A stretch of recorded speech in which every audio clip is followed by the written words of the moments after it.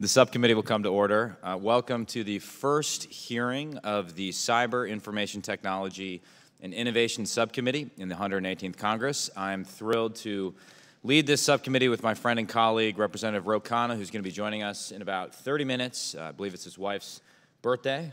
That's more important. But I've worked very productively with Ro for 6 years, and I would like to enter into the record an op-ed that Representative Khanna and I wrote together as freshman members of Congress. The piece focuses on congressional reform, not defense, but it demonstrates that we've long been willing to work across party lines to modernize this institution. And while Ro is a progressive and I'm a conservative, we both like to think for ourselves, and we both believe that the Department of Defense can do better when it comes to innovation. In my opinion, the only way to truly win World War III is to prevent it. And if we accept the slow, bureaucratic status quo, deterrence will fail again, as it failed in Ukraine. And on this subcommittee, I'd like us to dedicate ourselves to the question of how we deter war. There are three questions in particular I think we need to answer. First, is the Pentagon prepared for an invasion of Taiwan that has already begun in cyberspace? Second, what technologies are most important for winning a future war, and what are the barriers to the department rapidly adopting such technologies, particularly commercial technologies? And third, are the services in the Pentagon sensibly structured and resourced to recruit, train, and maintain and equip cyber warriors? As we work to deter war, time is not on our side. It's taken me 6 years to get this gavel, and I intend to wield it against the forces of darkness that waste our time, which is our most precious resource. So behind me, you'll see a picture of the clock at Lambeau Field, which is always set 15 minutes early to reflect, set 15 minutes fast to reflect Vince Lombardi's wisdom that if you're on time, you're 15 minutes late. This committee will operate with the Lombardi time principle in mind. And to this end, I've developed the 3 city commandments, which you'll see on the other side here, on this side behind me. First, we'll start on time. We passed our first test. Thank you to Representative Moulton for being here on time. And since I have to be here the whole time anyways, I may just yield my initial question time to punctual members like Ms. McClain, who is here on double Lombardi time, 30 minutes early. Second, 5 minutes shall be 5 minutes. I've gained a profound respect for former chairman, now ranking member Adam Smith's ability to enforce the 5-minute timeline. That being said, if you stick around until the end, I'm always more than happy to entertain a second round of questions. And third, to the extent possible, let's not use acronyms or jargon. The Pentagon suffers from a disease called acronymphomania, a fetishistic use of acronyms that clouds clear thinking. And on this subcommittee, let's please try to communicate in simple and direct language that normal Americans can understand. So in the spirit of these 3 commandments, and in the hope that this is the longest speech I will ever give on the subcommittee, I will stop talking and yield to Representative Moulton, who did phenomenal work chairing the Future of Defense Task Force and has long been a leading voice for innovation in the defense enterprise. Mr. Moulton. Thank you, Mike. General C.Q. Brown, Chief of Staff of the Air Force, has written and said many times over the last several years, accelerate change or lose. And that really is what's at stake here. If we do not change more quickly to modernize our ability to conduct warfare, we will lose. By many measures, we're losing to our adversaries already, who are modernizing much more quickly than we are. So we have a lot of work to do to catch up, so that the ultimate goal, as Mr. Gallagher so well articulated, is achieved, which is preventing war, deterring war, showing our adversaries that we will beat them if they try. So we have a lot of work to do, and it's an honor to be back on this subcommittee. We have some excellent witnesses here today, some of the best. So let me turn it over to all of you, and Mr. Gallagher, thank you very much, and congratulations on making it here after 6 years. Thank you. As Representative Moulton said, we have a phenomenal panel of witnesses joining us today. We have Mr. Chris Brose, who is the Chief Strategy Officer of Anduril Industries and author of an incredible book called Kill Chain, Defending America in the Future of High-Tech Warfare, which I commend to all of you. Prior to his current role, Mr. Brose served as Senior Policy Advisor to Senator John McCain and later Staff Director of the Senate Armed Services Committee. We also have Admiral Mark Montgomery, who is the Senior Director of the Center on Cyber and Technology Innovation at the Foundation for Defensive Democracies. He served in the U.S. Navy for 32 years, holding posts as Director for Operations at U.S. Pacific Command and Commander of Carrier Strike Group 5. Admiral Montgomery served as the Executive Director of the Cyberspace Solarium Commission, which I co-chaired with Senator Angus King, and it was a pleasure to work with him. And we also have Mr. Peter Singer, who's currently a strategist at New America and founder and managing partner at Useful Fiction, LLC. He served as a consultant for the U.S. military and intelligence community, was coordinator for the Obama campaign's Defense Policy Task Force, and is a prolific writer on futuristic national security issues, including having written one of my favorite books of all time, Ghost Fleet. Burn-In is also exceptional. I'm waiting for the movie versions of these books, Mr. Singer. And I believe has more books on professional reading lists than any other author alive, military professional reading lists than any other author alive or dead. So with that, I will turn it over to Mr. Brose for his testimony. Thank you, Mr. Chairman, members of the subcommittee. It's an honor to have the opportunity to testify before you today on the future of warfare. Often when this topic is discussed in U.S. defense circles, it's treated as a future problem, something coming in the 2030s or 40s, something we have time to get ready for. This, I would contend, is dangerously wrong. The future of warfare is here, and America is largely being ambushed by it. The U.S. military and our way of war are being disrupted. Our idea of national defense is largely based on the ability to project military power across the globe using small numbers of large, expensive, exquisite, heavily manned, and hard-to-replace ships, aircraft, and other platforms. The Chinese Communist Party knows this, and it has been working diligently and with regrettable competence to be able to not just degrade and destroy America's small number of large, expensive military things, but to render U.S. forces deaf, dumb, and blind and unable to fight. At the same time, our defense enterprise is also being disrupted by new technologies, such as artificial intelligence, autonomous systems, robotics, ubiquitous sensors, and low-cost access to space. Technologies such as these are changing the character of war, and this, too, is happening now. In the recent Nagorno-Karabakh conflict, in the continued fighting in the Middle East, and in the ongoing war in Ukraine, we are seeing how low-cost robotic vehicles, AI-enabled loitering munitions, digital targeting systems, cyber weapons, persistent communications and surveillance satellites, and other advanced capabilities, especially when paired with large volumes of more traditional weapons, are transforming warfare. Some lessons are emerging from this recent experience. On the current and future battlefield, moving and communicating is highly contested. Hiding is nearly impossible. And once detected, surviving is just as difficult. This means that a correctly armed and ready defender can make life hell for militaries that have optimized for long-distance power projection and offensive operations, militaries such as our own. These dual disruptions of threat and technology have been underway for years, but for many reasons, having largely to do with our own politics and bureaucracy, the United States has been too slow to respond. As a result, we are entering what the chairman has called the window of maximum danger, a period over the coming years when the Chinese Communist Party, feeling undeterred by the U.S. military, may seek to remake the status quo in the Asia-Pacific region through force, for instance, by invading Taiwan. None of us wants that to happen, nor can we predict whether it will. All we can do is ensure that we are ready if, God forbid, deterrence fails and U.S. forces are called to maintain the peace. This responsibility falls most heavily to you and your colleagues in the 118th Congress. Nothing you do in this Congress will make larger numbers of traditional ships, aircraft, and other platforms materialize over the next several years. It is possible, however, to generate an arsenal of alternative military capabilities that could be delivered to U.S. forces in large enough quantities within the next few years to make a decisive difference. Those decisions could all be taken by this Congress. The goal would be to rapidly field what I have referred to as a Moneyball military, one that is achievable, affordable, and capable of winning. Such a military would be composed not of small quantities of large, exquisite, expensive things, but rather by large quantities of smaller, lower cost, more autonomous, consumable things, and most importantly, the digital means of integrating them. These kinds of alternative capabilities exist now, or could be rapidly matured and fielded in massive quantities within the window of maximum danger. You could set this in motion in the next 2 years.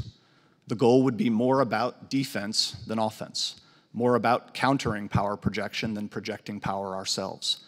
It would be to demonstrate that the United States, together with our allies and partners, could do to a Chinese invasion or a Chinese offensive what the Ukrainians, with our support, have thus far been able to do to their Russian invaders: degrade and deny the ability of a great power to accomplish its objectives through violence, and in so doing, to prevent that future war from ever happening. After all, this is all about deterrence. All of this is possible. We have sufficient money, technology, authorities, and we still have enough time, if we are serious.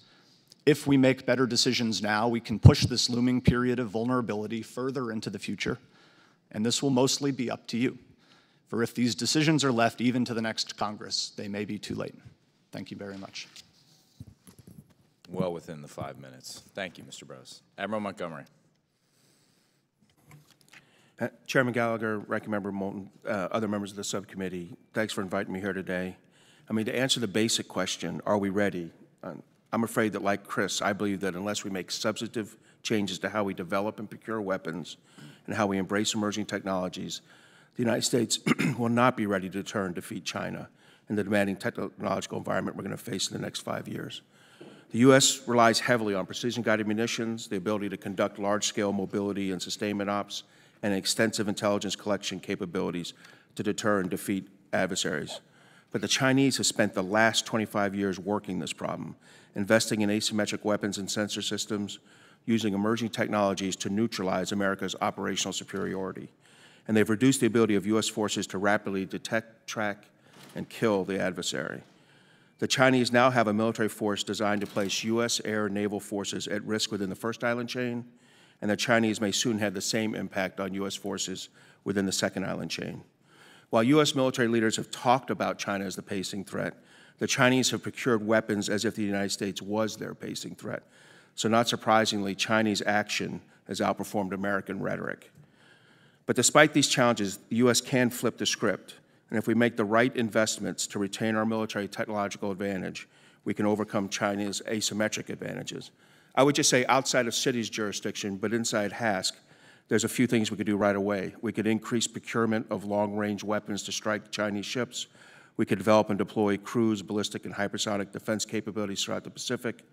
We could pre-position munitions in Taiwan for Taiwan's use in a contingency, because we're not going to be able to resupply them like we do Ukraine. And we could actually train and exercise with the Taiwan Air and Maritime Forces in theater, as we do with every other ally and partner. All of these actions will increase deterrence, and if a war comes, improve the chances of U.S. victory and drive down U.S. casualties. And we can do this only using a fraction of the current defense budget. Within the CITI subcommittee, there are equally important steps that can be taken to ensure U.S. forces are ready. First, we can improve the cyber resilience of the military and the nation. In a conflict with China, our forces need to be able to maintain our ability to detect and track the adversaries, to communicate among units, and mobilize and sustain forces in the field. To ensure this connectivity, the U.S. military needs to invest in better resilience and redundancy across every node and operational link. And I think this effort has to extend into our national critical infrastructure. The resilience of the transportation, electrical power, water, financial systems that enable the mobilization and resupply of U.S. forces has to improve. The second thing this subcommittee can do is assess and strengthen the readiness and structure of U.S. cyber forces. U.S. cyber forces are really inconsistent in their organization, readiness, and training across the various military services. And the size of each military service's contribution to the cyber mission has not changed appreciably since the original agreements in 2010, despite significant changes in the threat from China and Russia. Really, this subcommittee has got to figure out if the current design of the cyber mission force is what we need for the 21st century, or should we be considering an independent cyber force, as was recently done with the Space Force? The third thing this subcommittee ought to be pushing is an environment to innovate. The U.S. has learned some really important lessons from the conflict in Ukraine. For example, the Ukrainians needed anti-ship cruise missiles to limit Russian naval operations in the Black Sea, but there was no program of record available for land-based Harpoon missile launching system.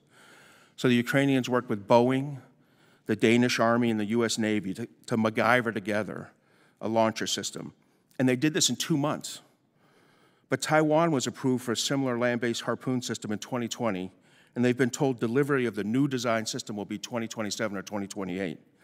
Clearly, we could do a similar MacGyver approach, and we should do that with Boeing and the Navy to ensure that our key partner, Taiwan, has the weapon systems it needs to deter Chinese action sooner than 7 or 8 years after they ordered it. Finally, this committee could ensure that the U.S. works with our allies to maintain interoperability with U.S. forces. You know, we have a problem when we modernize software and technology systems. We often create gaps that lead to challenges conducting coalition operations. I think we have to be particularly aware of this as we develop and field the, and I'll use an acronym here, JADC2 architecture. So in conclusion, what I would say is that the U.S. may not be on the right track today for a conflict with China, but we can make some smart investments now to get back on track. And this subcommittee can help make that so. Thank you. You can use an acronym. You have to spell it out first. Joint All-Domain Command and Control. But thank you. Mr. Singer.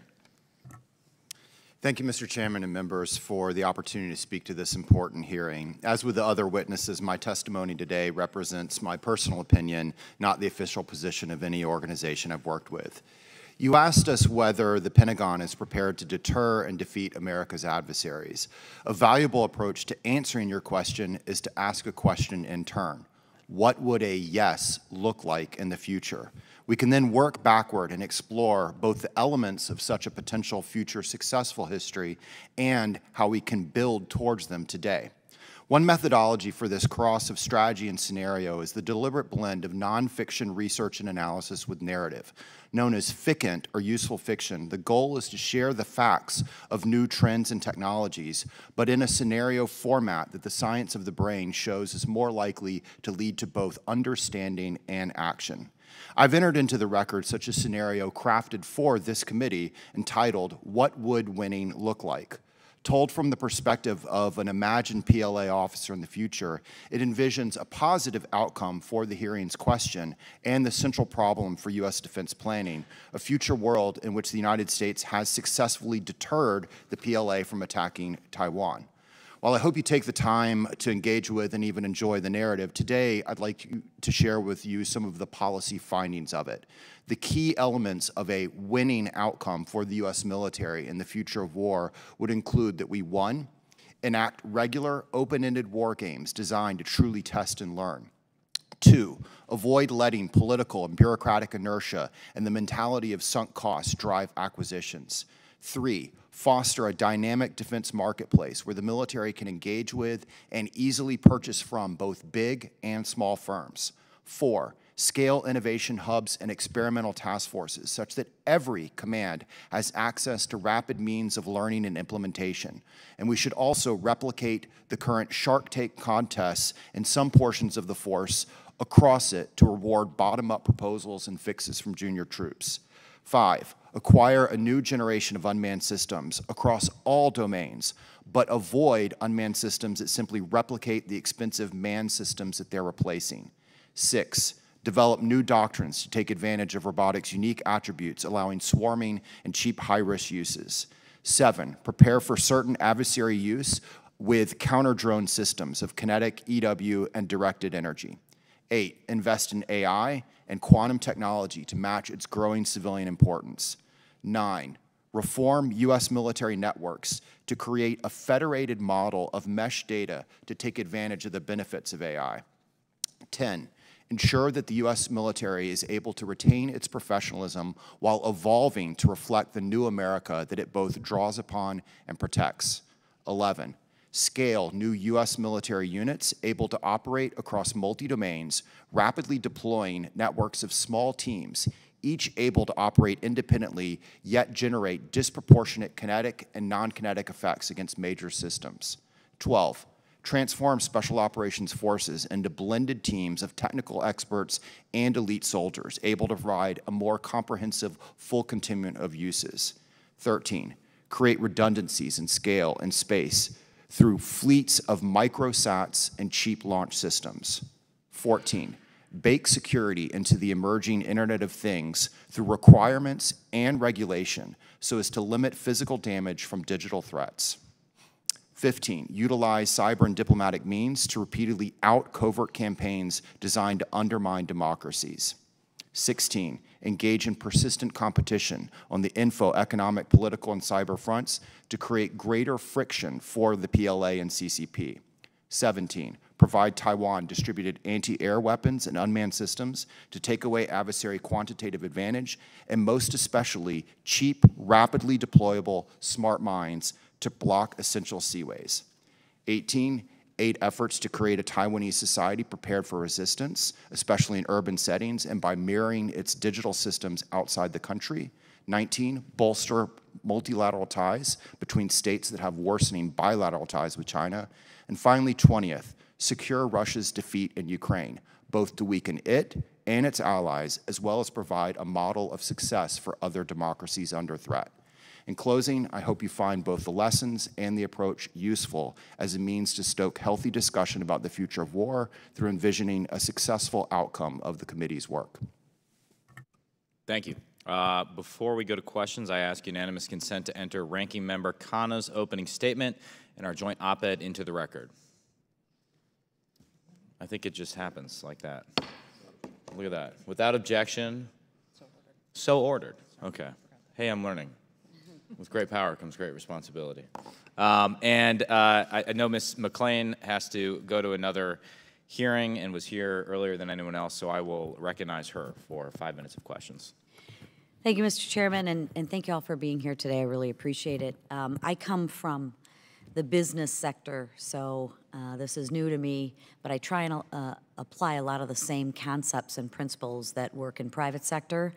And I realize government isn't the same as the private sector, but it doesn't mean that we necessarily shouldn't adopt some of the same concepts. So with that said, obviously for the past several years, we've seen that United States has had significant shortcomings in cyber defense. From January 2020 to February 22, Russian state-sponsored actors hacked numerous defense contractors. May 21, the Colonial Pipeline was a victim of ransomware. In June 22, the FBI National Security Agency and CISA announced that Chinese state-sponsored hacker targeted and breached major telecommunication companies, et cetera, et cetera. We could go on, right? Mr. Singer, you asked a very prudent question in your testimony when you talked about what would winning look like. I'd like you to expand on that. And then the second thing is you gave us 20 ideas, which are wonderful. But in all reality, if we can do one, that would probably be an accomplishment. So let's talk a minute about, in your opinion, what would winning look like? Thank you for the question. I think to break it down in particular on the area that you're interested in terms of business practices and cybersecurity, let's imagine a future Internet of Things, because we have a core change happening from using the Internet for communication to operating our systems. What would we like it to look like to be both deliver what we need, but also secure? And a big problem right now is that we are repeating the mistakes that we made in the original design and lack of regulation for the Internet. That is, so, and I don't mean to keep interrupting, but I only have like 2 minutes. Yeah, go for it. 3 minutes. What winning would look like would be a secure So it's regulation? It would be in part regulation towards greater design security for Internet of Things systems, much like the approach that has been taken within the defense economy. We have parts of regulation of other aspects of critical infrastructure, but it's very spotty. So, for example, banking cybersecurity is great right now. Energy, water systems, not. So what's interesting to me is from the private sector, and I'm going to tie the two together, is, you know, we have to have a cyber defense officer, and if a business owner gets hacked, we pay a consequence. We are held accountable, right, to our own dime at our own expense. Can you speak to the lack of accountability or consequence? Do you think that plays a role? Very much so, yes. We have unclear accountability, and the result is, for the most part, the costs fall upon the victim. What would you say, the accountability is. Because from my situation as an outsider looking in and from a lot of my constituents, it seems like the answer to that accountability is just throw more money at the problem. And until we get to the root cause of what these issues are, we can, it's like throwing mud at the wall. What, in your opinion, are the root causes of all of these failures? There might be 20 of them, but give me the one that if we could fix fix this one, it would give us the biggest bang for our buck. I think I would agree with actually my colleague, Mr. Brose. If we could get most bang for the buck right now in terms of future of war, it would be greater numbers of small unmanned systems and smart mines that would be able to deliver a greater defense to allies under threat like Taiwan. And in your opinion, why don't we do that? Meaning, is it a priority? Is it a lack of funds? Is it accountability? Is it talent? Is it why don't we do it? I think it's a combination of the sunk cost mentality. They aren't old programs. They would require new programs. Secondly, many of these systems, the profit margins aren't great unless you buy them in scale. And bluntly, the defense economy right now doesn't trust the military to buy small, cheap systems in scale. Finally, many of them are not, bluntly, sexy. Sea mines is, on one hand, been most lethal to U.S. Navy ships, but they're not the kind that you get great promotions from. Gentleman's time has expired. Mr. Moulton. Thank you, Mr. Chairman. When we co-chaired, Mr. Banks and I, the Future Defense Task Force, a couple of the interesting conclusions we came to is that essential to deterring and winning future conflicts is not just modernizing our military, that's pretty obvious, but also developing a next generation or a new generation of alliances and arms control. And I'd like to focus on those for a second. We've seen how important the NATO alliance has been for decades of deterrence in Europe and now winning the war in Ukraine. But we don't have a NATO alliance or a NATO-like alliance in the Pacific, which is of great concern as we look at the rise of China. Likewise, arms control has been effective at both deterring and putting us in a position to win future conflicts. The deterrence piece is probably pretty obvious. If you have well-balanced deterrence on both sides, a comparable number of nuclear capabilities between the United States and Russia, for example, you're less likely to get into a conflict. And obviously, by reducing arms overall, we try to reduce the likelihood of conflict to begin with. We don't often think about the role that smart arms control can also play in setting us up to win a future conflict. If we limit the number of nuclear warheads that either side has, but ours are much more accurate, then we are giving ourselves an advantage. Can you speak for a minute to the role of arms control in preparing us to better deter and win a fight with AI-enabled systems? Because we have a lot of nuclear arms control. We haven't even discussed arms control when it comes to AI. Mr. Brose, perhaps we'll start with you. So I think the problem is less about arms control at the moment. I think it's more about actual arms generation. You know, I think the reason I understand that, but I'd just like to focus on the arms control piece, because here's my concern. If there are no rules for the use of AI, we are going to still constrain ourselves by our values, but our adversaries may not, which gives them an inherent advantage. So how do we counter that? I think it really comes down to developing these types of capabilities with our values at the core of them. And I think a lot of times in the past where we've developed technologies, remotely piloted aircraft, we've made the mistake of being overly secretive about how we're thinking about them, how we're building them, how we're using them. I actually think in the development of these technologies, being more transparent about the challenges, the brittleness, the ways in which we are building these and developing and fielding these technologies with our values at the core of them will provide us the moral high ground. It will give us greater leverage and greater kind of public standing to make demands of others, primarily countries that don't share our values. I guess the thing that I would just underscore is, even if we do all of that, I'm not terribly confident that they're going to follow suit. I think at the end of the day, this becomes something where we have to have the capability such that there's even something to be able to discuss. I think you've already agreed with that. Yeah, of course. Admiral Montgomery, do you have any comments on this? So I think where we're looking at this closest now is what kind of agreement, what kind of way, how do we proceed with man in the loop, man on the loop, and man out of the loop, that as you bring AI technology into our unmanned craft, and how do we talk to the Russians and Chinese about it? I think it's fine to talk to them. In cybersecurity, we looked at this and we found that there was just no way to verify, and therefore it became very hard to trust our discussions with the Russians that we had on this. And what I would say is we operate with man in the loop. We design systems to man on the loop.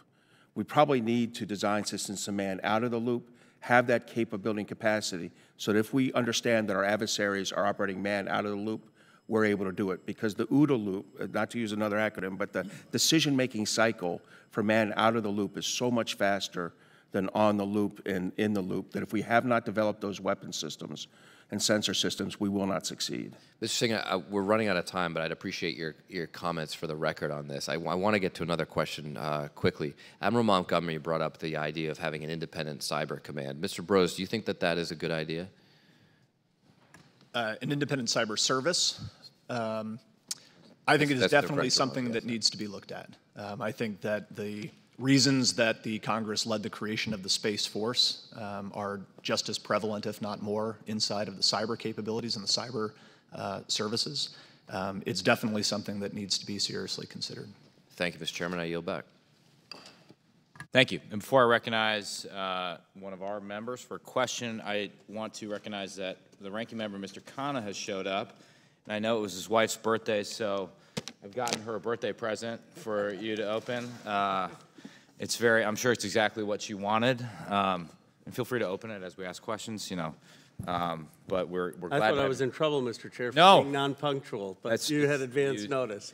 you work with us, and Mr. Moulton covered you very well. So thank you, Mr. Moulton. Now I'm going to recognize one of our new members, Congressman Lalota from Long Island, who is a U.S. Naval Academy grad, a surface warfare officer who's deployed to 20 countries, and most importantly, his brother is a Marine sniper. Is that correct? Great. Well, we're very excited to have your wealth of experience on the committee. I now recognize you for 5 minutes. Thanks, Chairman, and thanks for hosting this very important meeting on this topic. And to you, gentlemen, we appreciate your insight, your expertise, but more than anything else, your dedication. This is a very important warfare area to help defeat and deter our nation's adversaries. Very much appreciate that insight. Admiral, appreciate your service. I read that you were a SWO as well, so and Mr. DeLuzio on the other side, who's going to return to us as well, has our common background too. So it'd be nice to have a chat with you. But specifically, and to you, Admiral, in looking at the readiness of the cyber mission force, how far back does this issue go? Has it improved since the cyber mission forces marked full operational capability in 2018, Admiral? Thanks. That's a great question, because really, to the best of my knowledge, readiness has been and remains a problem for the cyber mission force. You know, before reaching FOC, full operational capability, we kind of all had a widespread belief that once they reached, the CMF got there, they would then burn down the readiness problem over the years. It would only get better. Well, that's not happened. We reached FOC almost 5 years ago, and we know that assumption didn't pan out. Readiness today is relatively the same as it was. So now people come to us and say, well, look, it's really about metrics. If you just understood, you know, it's hard to do metrics in cyberspace, and the metrics are wrong. I don't agree with that. I think cyber command under Admiral Rogers and then General Nakasone has absolutely laid out some good cyber metrics. And the truth is the services aren't meeting them. You know, it's not always a priority. It's sometimes a priority, not always a priority.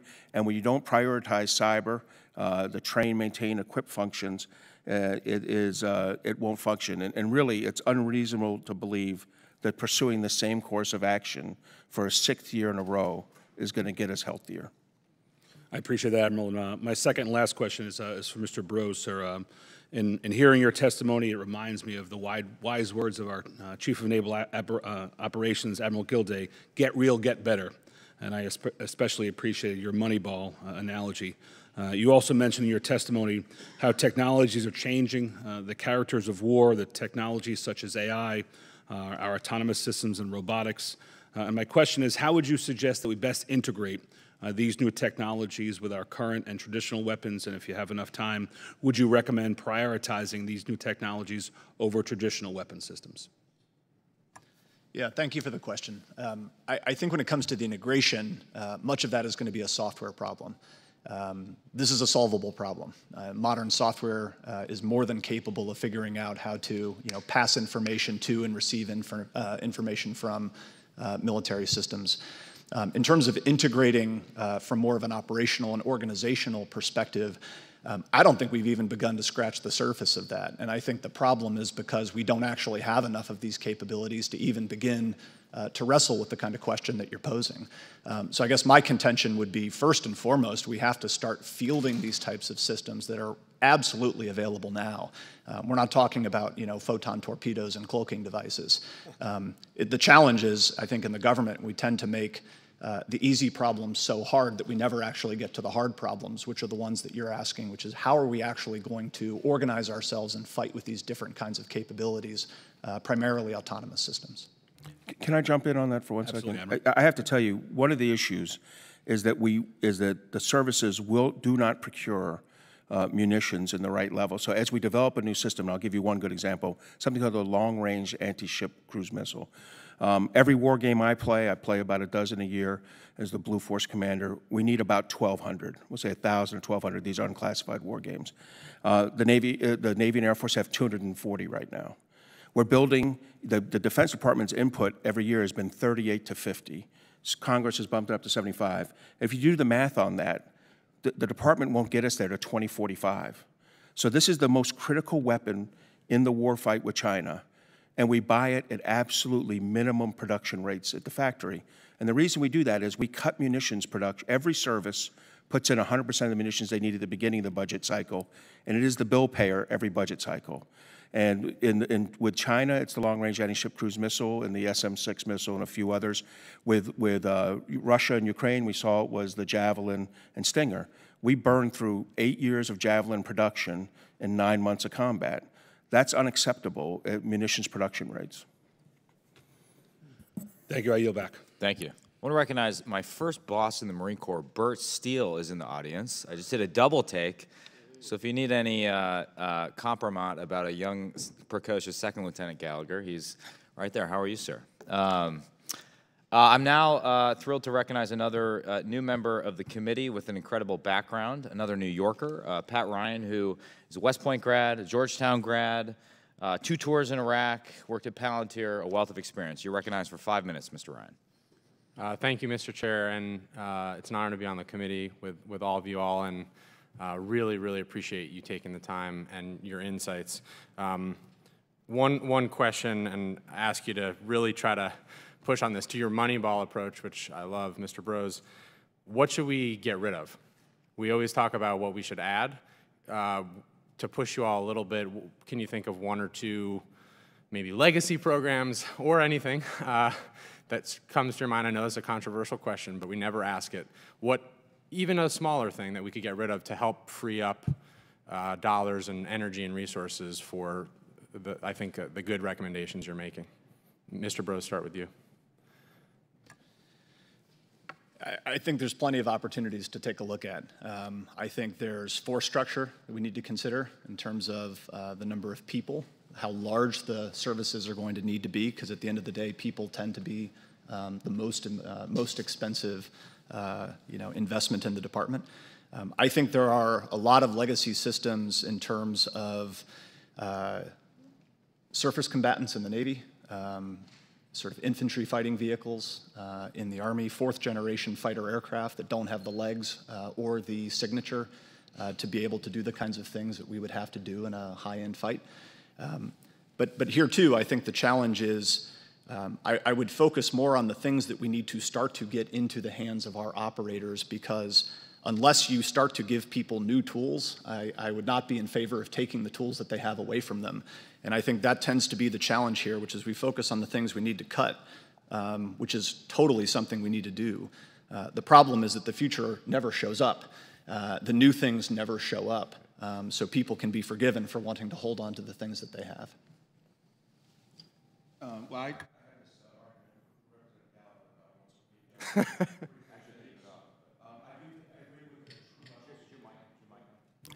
I do agree with Chris Brose that we have to look at troop levels. I think the Army has settled out around 450,000. We ought to keep them there. There was a Future of the Army study in 2016 where the Army said they needed to be 450,000.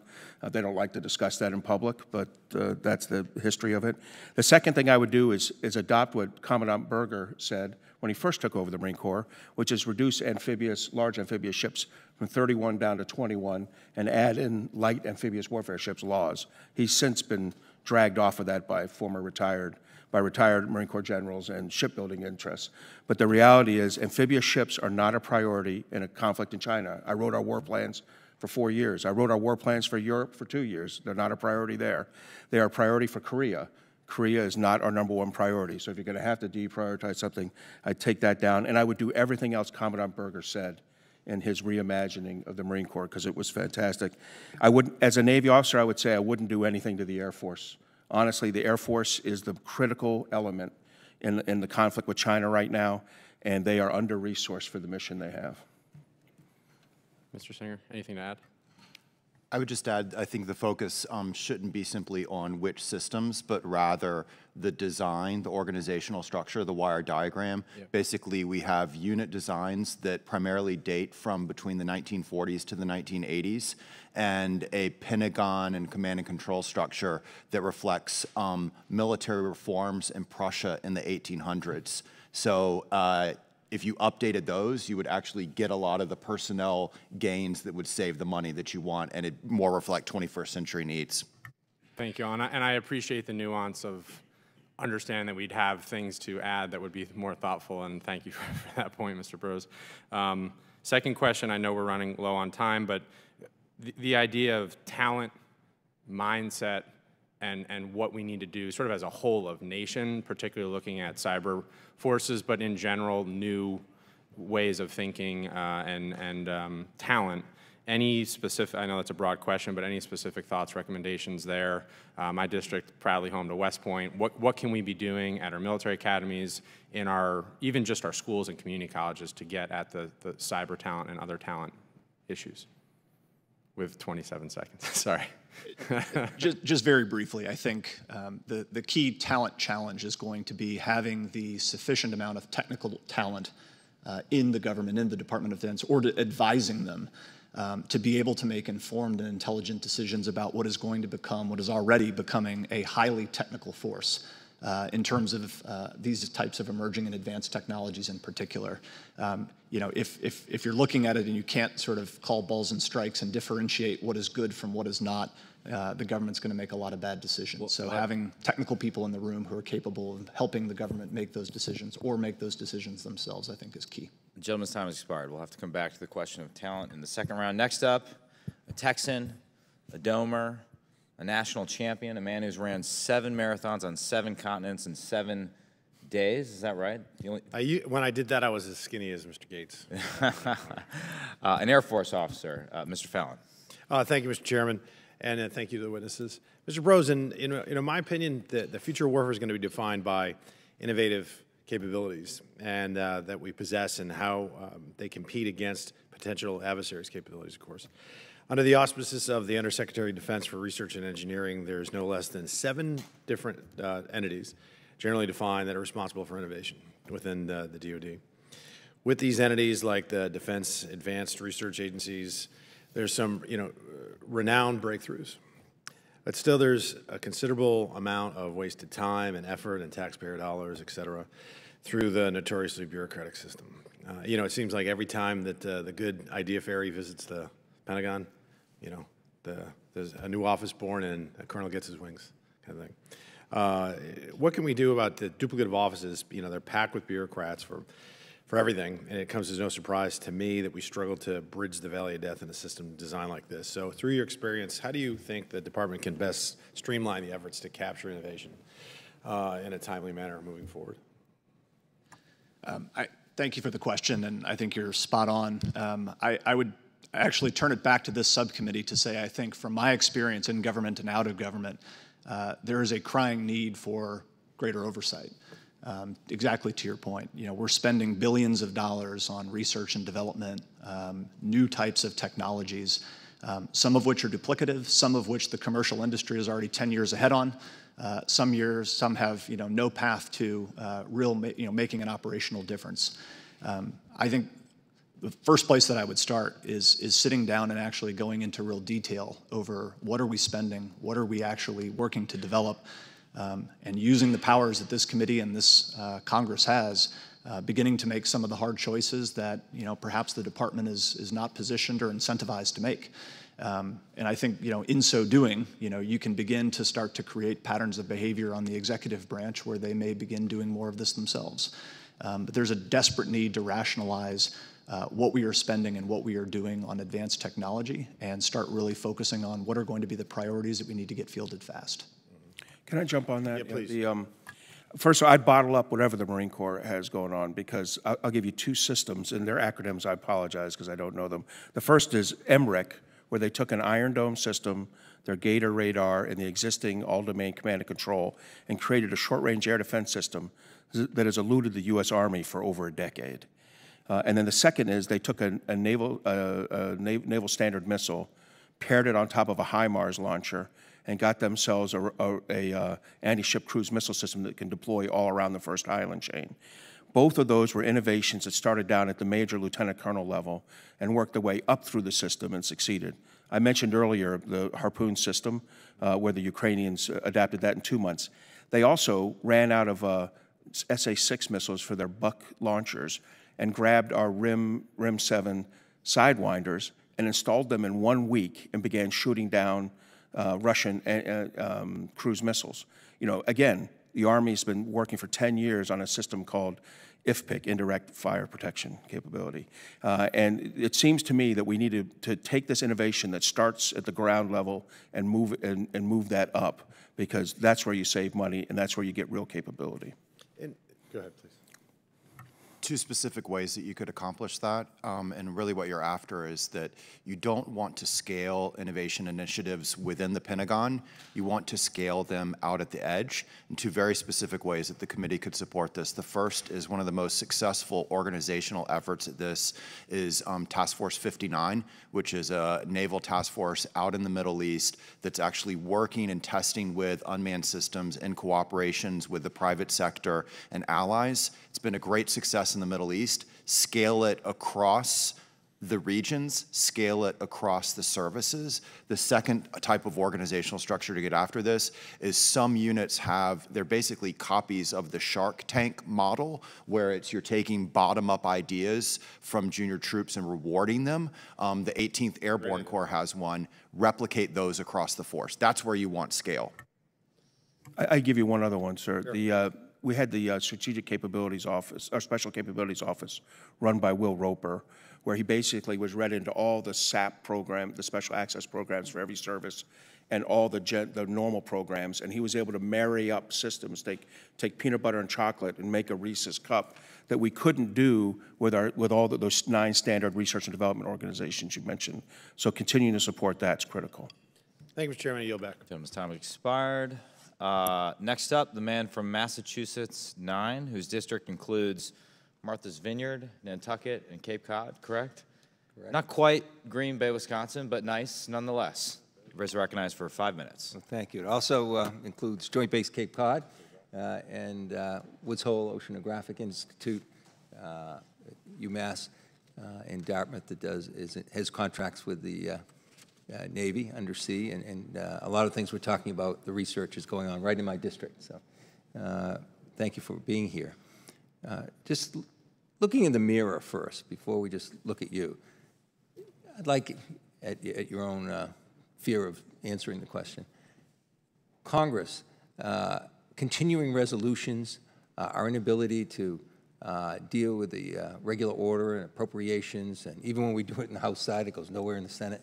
I mean, these are stumbling blocks, too, in our own project. Can you want to comment on how they're harmful, our inability to do this? I mean, with the continuing resolutions for everyone else listening here, it locks us into what we're doing yesterday, and we can't go forward. And this is going for a long time. So can you comment on how that is one more barrier that we face.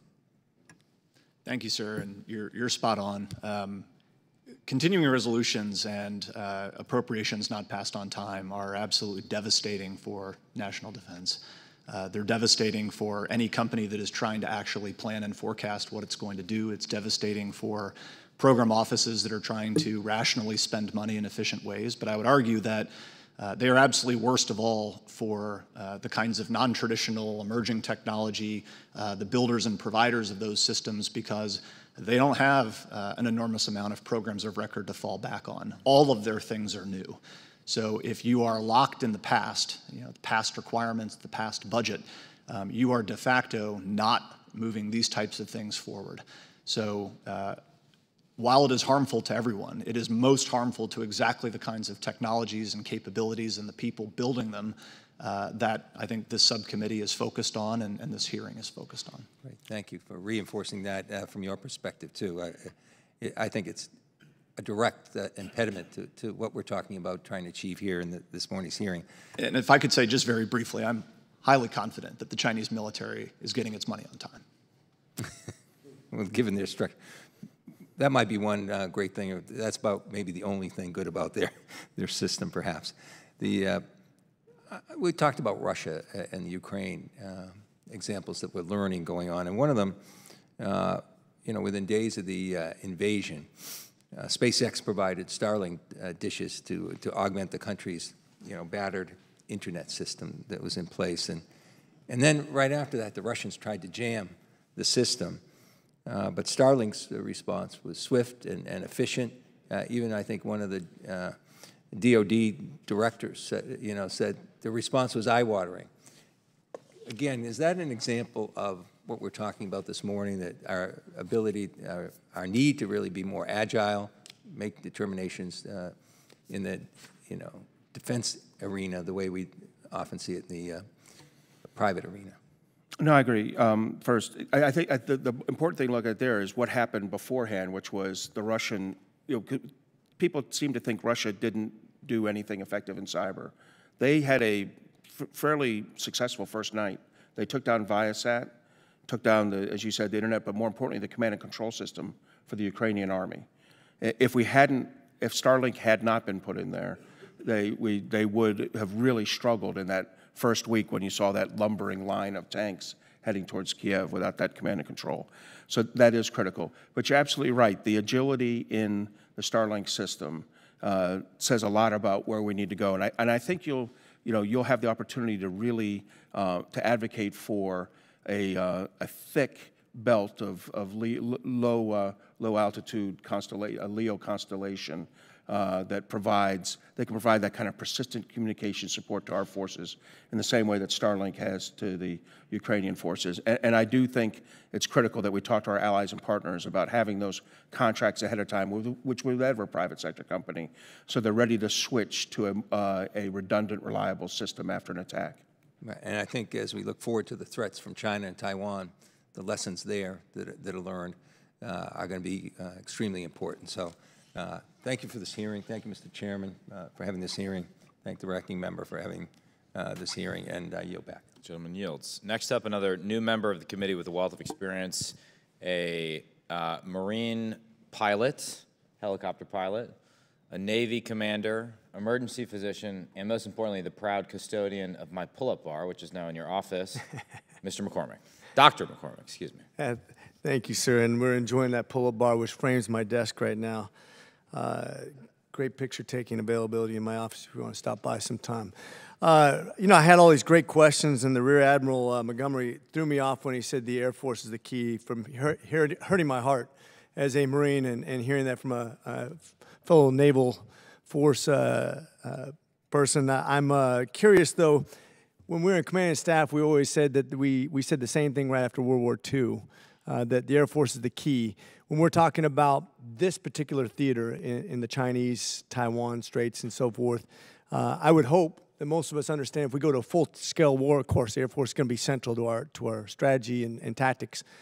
The problem is we're probably not going to be, I hope to God, we don't have a full-scale war, so I don't think the Air Force will be as Strategic or tactically important is maybe you're indicating because they won't be engaged directly. In other words, we'll be relying on Taiwan deploying their own forces that we have hopefully pre-positioned, which gets back to my main point.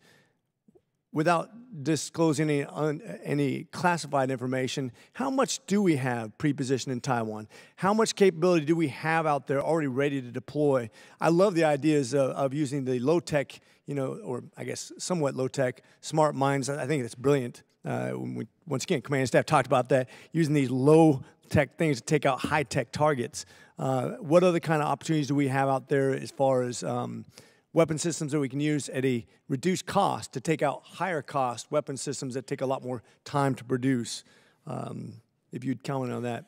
So first, to answer your first question, we don't have weapons stowed in Taiwan. In the last National Defense Authorization Act, you approved the appropriation of up to you authorized up to $300 million a year to be appropriated for Taiwan-specific munitions. The appropriators, which happened about 7 days later, appropriated $0. In fact, almost all of the Taiwan Enhanced Resilience Act, which you all pushed through the NDAA, ended up not being appropriated in the Consolidated Appropriations Act that passed 8 days later. So the answer to the question is we have none there. We do have significant munitions in Guam, Japan, and elsewhere in the AOR, but we don't have them in Taiwan. I think we need to. We've been pushing for something similar to what we have, War Reserve Supply Israel, where we store munitions jointly with the Israelis in Israel for a future conflict. And we're, in fact, drawing on them for Ukraine right now. We should be doing the same thing in Taiwan. How easy would it be for us to deploy, though, once something goes down? It doesn't seem like it'd be very... I'm not optimistic we would be able to deploy things from Guam and Israel and other places to get to Taiwan once Chinese get engaged. 100% I agree with you. Even in a blockade, which, as you mentioned, is probably more of a naval than an Air Force thing, but in a blockade or an invasion scenario, the United States is not going to be able to resupply Taiwan. So Taiwan has to have the munitions they need. And if we're somehow able to get the 12th Marine Regiment over there from Okinawa, which is a great new initiative from the Commandant, they're going to need to have, the naval strike missiles will already need to be stowed there because we're not going to be able to resupply those Marines. I will say you redeemed yourself, sir, with the 04-05 Marine comment of being ingenuitive and the head of the Army, which I agree on also.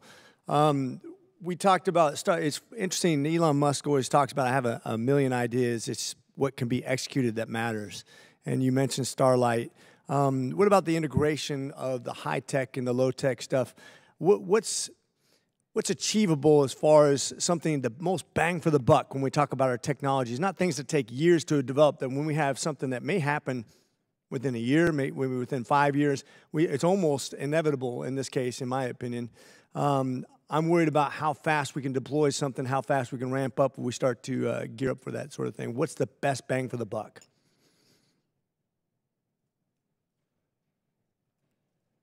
Rapidly, first, counter-drone systems. We're not talking about Photon. In fact, China's working on them as well right now. I have an article out today on it. That would provide great defense for both our allies and for U.S. forces. Second, the naval smart mine aspect, really cheap, very easy to create. I just want to answer real quickly your prior question. A key issue for the committee to explore, given the dilemma that we talked about, is logistics, supply, in contested areas. We've redesigned the Marine Corps to deploy into these areas. We haven't figured out the logistics for it. Same thing for Taiwan. So the more that you can invest in contested logistics, which is another area that doesn't require high-end solutions. Thank you. Gentleman's time has expired. Next up from New Jersey, a Rhodes Scholar with experience at USAID, the Pentagon State, and a member of the Select Committee on the Chinese Communist Party, Mr. Kim. Yeah, thank you, Mr. Chair. Thank you to the three of you for joining us. Mr. Singer, I wanted to start with you. I found your testimony, your written testimony, very interesting. I also like to kind of think through scenarios and try to understand and parse that through. And I guess, you know, when I'm thinking about what is a potential lead up to another conflict, I'm often thinking about, what is the will of the American people to be able to engage in this? What are the needs for our own protection, and how would this potential lead up to a conflict or this very intense deterrence situation affect our own security and our own protection? And so cyber is one of the places that kind of keeps me up at night because it feels like it's one of those places where when you work through the scenarios, you can see how this is a place where you could see some kind of blowback towards our homeland or towards the American people. So, I think about that in terms of, if the scenario you were raising, talking about the challenges that were incurred upon on the Chinese government, the CCP. But I worry about, using cyber as some sort of attack to be able to create conditions for the American people that'd be difficult, whether that's coming after our grid or coming after GPS or other things like that. So I guess my question to you is to what extent does this need to be sort of an equal part of this strategy, not just in terms of thinking through how this is something that we do, whether for the defense of Taiwan or some other aspect, but hardening it here at home? And I was kind of intrigued because one of your points, if I remember correctly, was about creating digital literacy programs, for instance, that seemed like it was kind of getting at this point of like, how do we raise that foundation of awareness for the American people about this? But it feels like there's more there that we need to do on top of that. So if you can expand on that some more. Thank you. It's a great question. Rapidly, two answers for you. The first is in terms of traditional cyber attacks. Much of the focus has been on critical infrastructure in the power grid area, not enough in the other parts of critical infrastructure, for example, water systems and the like. And as I wrote about and spoke about in the testimony, in particular, Internet of Things systems that we're currently not baking security in, that is the ability to cause physical damage through digital means. Yep. And the more that we can do on that, the more secure we'll make our nation. Second, I was part of a project working with Northern Command, where their experts identified top scenarios that concerned them in homeland threats in terms of everything from nuclear, bio threats, extremism, great power conflict. And what was interesting in each and every scenario, it was not merely the nuclear threat. Every single time their experts and the team that we put with them identified information operations as making it worse. And unfortunately in the United States right now, we are not doing a great job at defending ourselves against information operations. And one of the keys that our Baltic allies have learned is what are known as cyber citizenship programs, digital literacy programs, where it's not censorship, it's training youth and members of the military to deal with the other part of the cyber threat that targets them every single day. Yeah. No, that's a really important part, and I think that's something that can bring out a little bit more holistic approach than the way we think about it, not just in terms of our own DOD systems and things like that. But this question of deterrence requires not just capabilities, but it requires resolve. And I worry about, just sort of the resolve of the American people. If we start to feel squeezed, if we start to feel some of this here at home, what does that mean for our resolve abroad? One last point I want to raise is you kind of mentioned how other countries are moving forward with other types of programs of this. You also mentioned as part of your statement about trying to make sure that we can align U.S. cyber rules and regulations with other major allies. I wanted to get a sense, does that include, this idea of privacy-enhanced tech and AI? It's sort of another angle of how we look after the American people as we start to scale up. Yes, and I think it points to a larger mentality, which is that just as much as we seek to aid other democracies, we should be learning from their best practices and trying to implement them here so that we can have cohesion. And that is an example of one area, the digital literacy, learning from what the Baltics have done successfully, et cetera, and then trying to replicate them across our allies, like in a Taiwan or whatnot. Okay, great, thank you. I yield back. Gentleman yields. Next up from Florida's 1st Congressional District, a humble country lawyer who represents the Blue Angels, Mr. Gates. Thank you, Mr. Chairman. One of the frustrations that we've had on the Armed Services Committee has been the gestation period from R&D to actually getting these cyber capabilities to our cyber warriors And one of the things that's been presented to us as a way to bridge that long gestation period is the Defense Innovation Unit, the DIU. I was wondering if any of you had a perspective on how we ought to think about resourcing that and whether or not that's a way to get capabilities into the hands of cyber warriors faster. Yeah, thank you, sir. I do have a lot of experience with the DIU, both in government and out of government, and I think that it does a terrific job for what it was established to do. And there are many other organizations focused on similarly kind of reducing the barriers to entry to get these kinds of more mature, kind of commercially developed advanced capabilities into the Department of Defense. I am all in favor of that, and I think anything that you can do to encourage that is good. What I would contend is that the bigger challenge that I would recommend the committee focus on is what happens after that. So when you reduce these barriers and you bring in small companies doing small things on small contracts for small amounts of money, and you have hundreds of them, that's good. Now we need to go through and sort of systematically determine, what is the best 10% that needs to get, large-scale production contracts to really make the kind of impact at scale that you're talking about. That apparatus or process does not exist in the department, and it's something that I would say is ripe for congressional oversight. I also, go ahead, Admiral Montgomery, if you had a perspective. No, I agree, and I am disappointed that Mike Brown left leadership of the DIU. I think his personal leadership had a lot to do with its success. So we'll have to see what happens over time with that. Sometimes these small organizations can be very personality-driven. That's good feedback. Another concern I have in the cyber sphere is the threat presented by these DJI drones.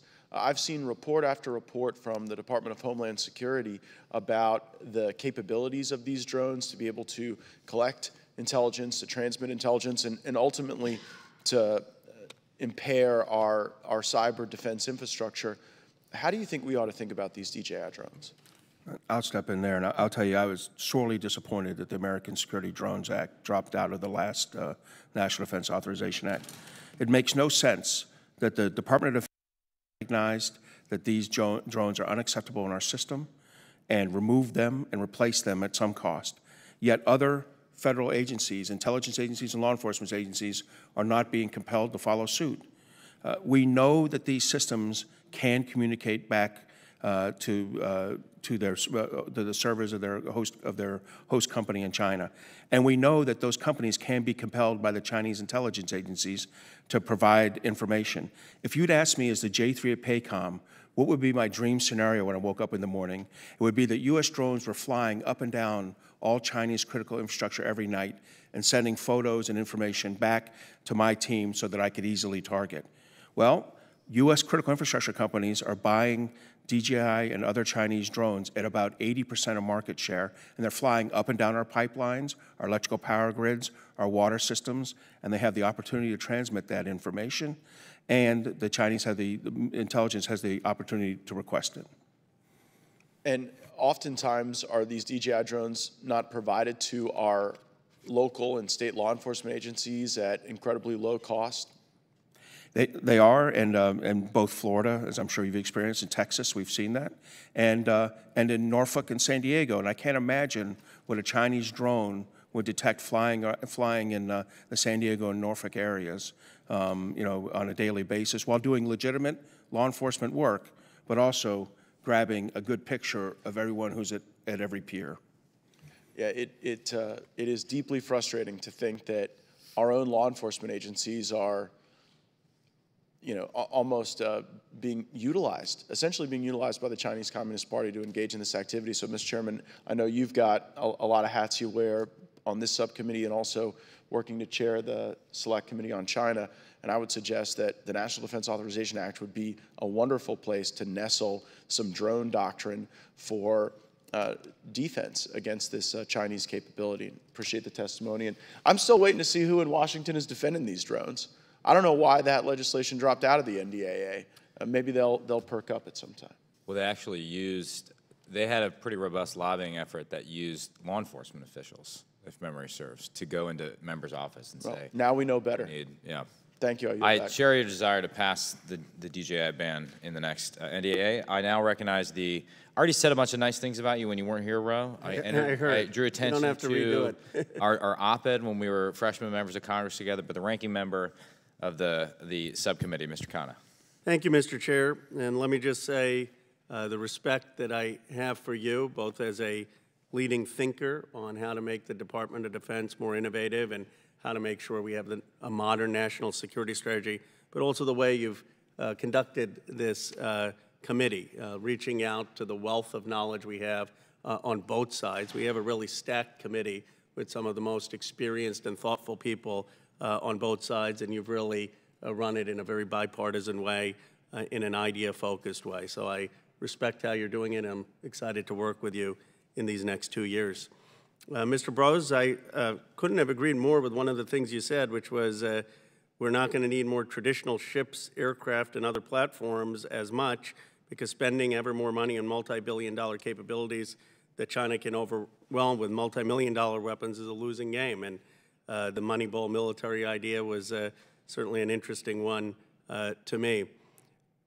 And this question is for all three of you, what can we do to overcome this valley of death? I mean, Michael Brown has talked about how now most of the innovation on the critical technologies is happening in the commercial space, not in the military space, a sort of reversal of the creation of the internet and GPS, where it was the Department of Defense innovating and then proliferating out. Now we need it adopted. The problem isn't the startups, it's often that the DoD doesn't have the budget then to acquire it, adopt it, actually use the technology. And in some cases, I was talking to Pat Gelsinger, others, the semiconductors, even though we're leading in it, China actually is adopting it faster in terms of some of the technologies. And so my question for you is, all three of you, is what do you think we need a different position under the acquisition and system task? What can we do to get the budgets and adoption faster? Thank you very much for the question, sir. I've thought a lot about this, worked on this in government and out of government, and I guess what I would tell you is the conclusion that I've come to is that we are wildly overthinking this problem. I think that the answer basically comes down to we need to buy more of the things that we say are important and that we say are priorities. And that's the thing that doesn't happen. You know, it's not necessarily the fault of the acquisition system. You know, it's the entirety of the system that is not incentivized or you know, prepared to really kind of incentivize disruption. But just to push you a little bit on that, as the Pentagon budget's sort of 5 years in advance, right, or 4 or 5 years in advance, and a lot of these technologies are 1 to 2 year. How do we sort of structurally overcome this? So I would say, you know, in the next month, it seems, you will see a budget request from the Pentagon that, yes, was put into concrete somewhere between, you know, 5 and 18 months ago. Congress has the budget authority to determine what is actually going to be bought, what are actually going to be the funded priorities of the Department of Defense. You have the ability to readjust that, you know, consistent with laws and other things that obviously you need to abide by. I would say that the technology is there. The authorities exist. They don't need to be recreated or built anew. We're spending over $800 billion a year on defense. And billions of that is being reprogrammed with congressional approval in the year of execution. I think many of the capabilities that I talk about in my testimony that we're talking about here today don't actually cost a lot of money in the broader scheme of things. They do need to cost more money than we are currently spending on them. But they're also quite mature technologies that are ready to be bought at scale. And if we start buying them at scale, you know, they're going to get better faster. You're going to see the kinds of companies that are building them become more capable. You're going to see others rush in and investment behind it to do more and encourage more of this activity. My basic contention, I guess, sir, is our system, unfortunately, looks too much like China at its worst and not enough like America at its best in terms of really getting capitalism and market creation into this part of the department where it actually can exist. You're not going to have markets for aircraft carriers. You can absolutely have them for AI-enabled weapons, ubiquitous sensors, and, you know, distributed space constellations. Mr. Montgomery, did you have, I know my time's... Yeah, a quick thought is I agree completely with the oversight comment. I'll give you one quick example. The Air Force innovated and figured out, hey, we need to put this LRASM missile on the B-52 is a quick software change. Congress authorized it 4 years ago, and it hasn't taken hold. I don't think Congress comes back enough to Congress and says, to the services and says, hey, we innovated something together, we approved it, we paid for it, we began to pay for it, and we haven't seen it come out. And it's because it competed against what the Air Force really cared about, an engine remodel, an engine upgrade of the B-52. Gentleman's time has expired. On your comment, Mr. Brose, Bill Greenwald has persuasively written about how DOD looks too communist at times in its system.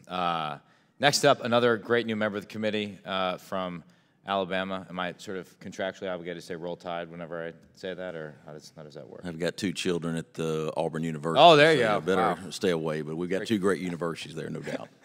Mr. Strong, you're recognized for 5 minutes. Thank you, Mr. Chairman. And first of all, members, I'm honored to serve on this committee with each of you. I believe each of us offer a skill set that's going to be very beneficial in the days ahead, just from the geographic regions that we come from.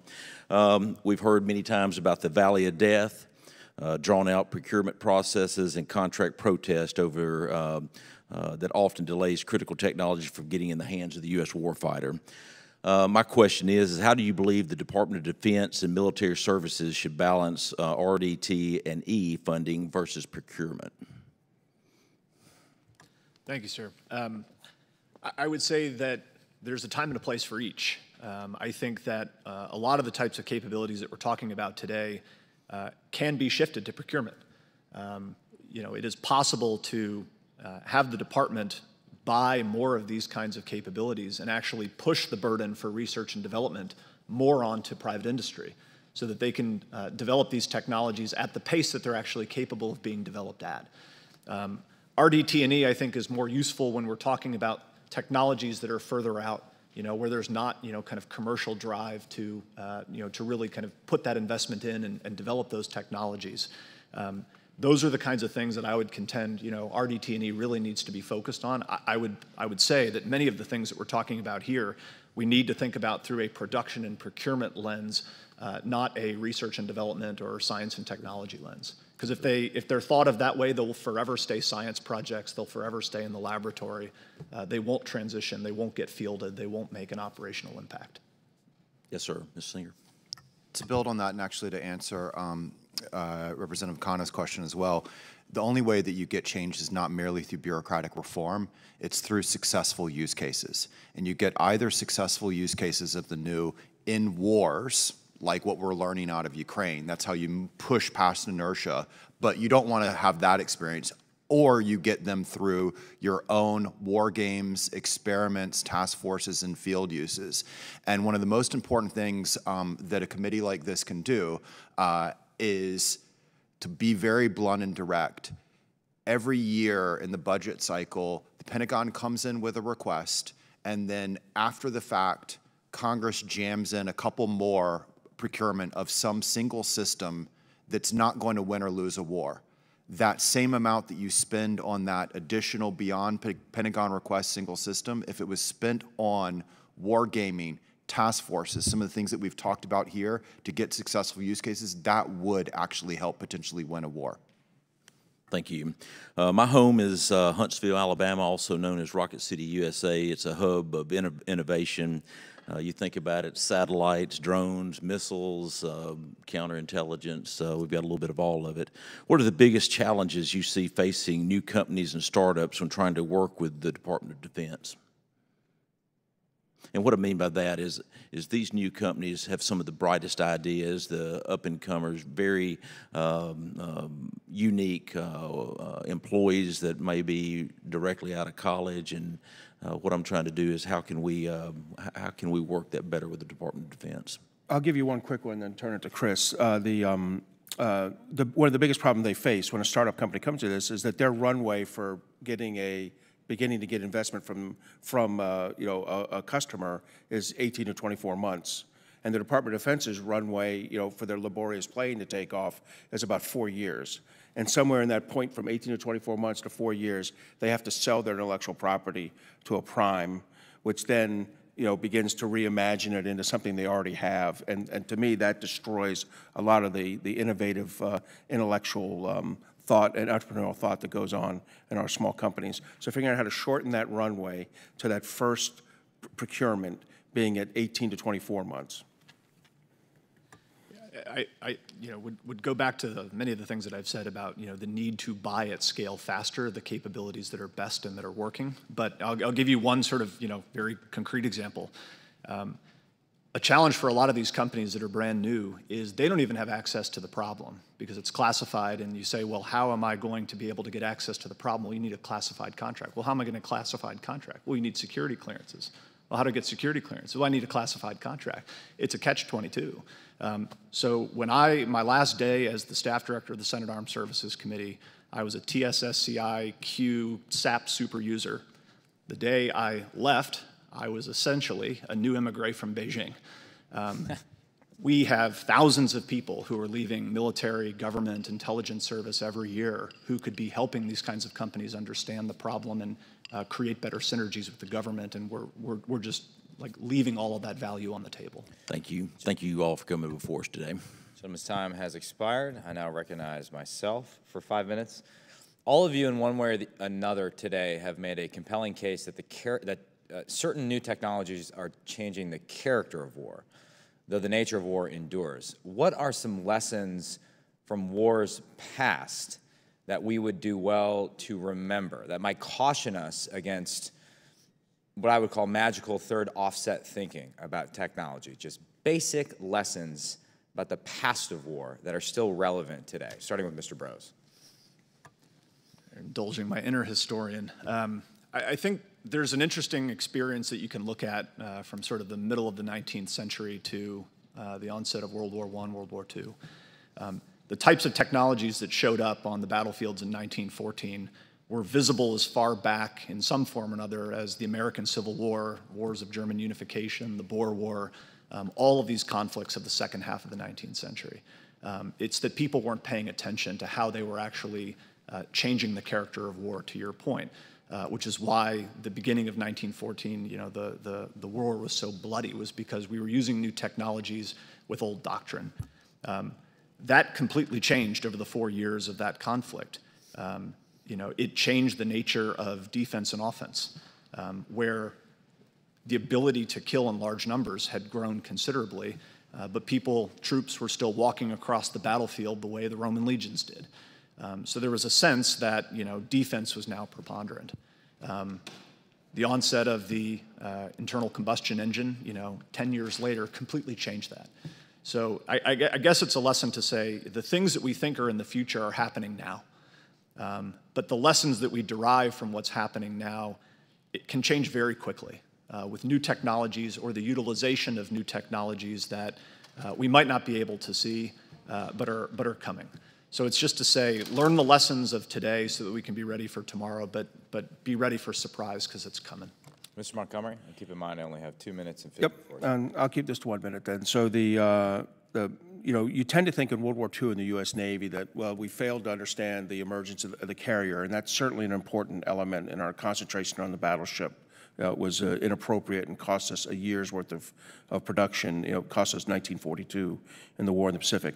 But I also remember the most important thing we did was at the Naval War College, we executed Plan Orange and Plan Black wargaming for 8 years straight with Commander King and Captain Nimitz and Admiral Leahy, our future leaders executing different various war plans till we understood what was likely to succeed in an expansive campaign with Japan in the Pacific. That kind of wargaming is critical. I think it's important for the military to do it. I'd also recommend that congressional committees get involved more in wargaming, go observe these events so they get a better understanding of what the risk and consequences are of decisions they're making in their budgets and their NDA authorizations. Thank you. We used to have, as my understanding, organic wargaming capability in Congress. That was housed at NDU, but was subject to us. Mr. Singer. Rapidly, 3 lessons from history. First, as a blitzkrieg, and then I think all of these are parallels from the 1920s and 30s. One, as the blitzkrieg showed, it's not how many of the new technology you have, even how good it is. It's actually your doctrine for bringing it all together. The Germans didn't have the most tanks. They arguably didn't have the best tanks, but they had the best doctrine for bringing it all together. I don't think we've talked about or thought about enough of the new doctrines for the U.S. military using these technologies. Second, there's no such thing as truly first mover advantage. Very parallel to us, the British, they invent the aircraft carrier, they invent the tank, but they lock into the early designs of it, they lock into the first uses of it. We, as an innovative military, need to be very, very careful not to lock in.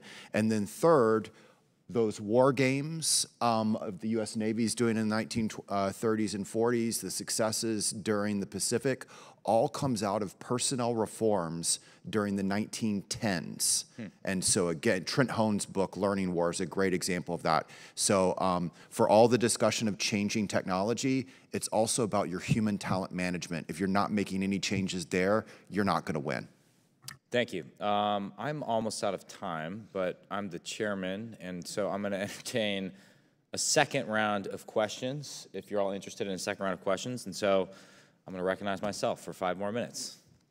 It's nice. Mr. Brose, in your testimony in response to various questions, I think you see everyone's interested in this valley of death problem. We've been talking about it endlessly.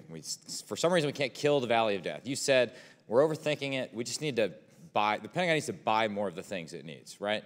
So what, in just like the simplest terms possible, if we, as you say in your testimony, have given the Pentagon all the authority they need, all sorts of OTAs and this and that, what then is the problem? Why, is it just a lack of SecDef, maybe that's sort of an acronym, Secretary of Defense, prioritization of certain things? What's standing in the way of us buying more LRASMs, or take your pick of preferred weapons system? I think it's a failure of imagination. I think what we're talking about is disruption, and disruption is a cognitively challenging experience. You know, when you have an organization that has been set up for a very long time in terms of the ideas at its core, the conception of military power that it has, the types of programs that it's fielding, obviously all of the kind of outside apparatus, industrial and otherwise, that is geared to produce it, it's very hard to get disruption. You know, when you look at disruption in the commercial sector, most of those stories don't end well. They end with the incumbent going out of business and the disruptor getting to scale and becoming successful. I think in the defense sector, innovation and disruption doesn't just happen because it's not rewarded, because there aren't incentives for it. I think those incentives need to be created in a way that haven't been created. It's going to be challenging, but I think we have to be capable, first and foremost, of imagining, and I think this is your point, what are the kinds of ways in which we are going to have to fight, and what are the kinds of capabilities that are going to enable us to do so, not in the distant future, but potentially in this decade, and what are the things that we can have.